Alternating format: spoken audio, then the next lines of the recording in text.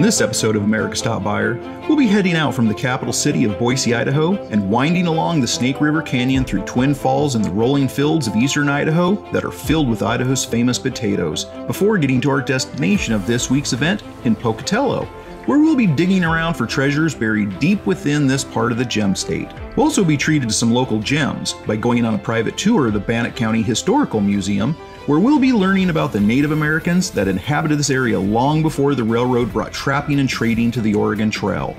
Then, we'll meet up with local Pocatello artist Lee Clark to see some of his amazing bronze statues. And of course, we gotta eat, so we're trying out some of the local cuisine and sitting down for a delicious dinner with owners Rory and Jennifer Erchul of the Yellowstone Restaurant, before listening to a live private piano concert in the home of Dr. David Wise, who is providing some of the music on this episode of America's Top Buyer from his latest CD, Courtship. Be sure to tune in this coming Monday night.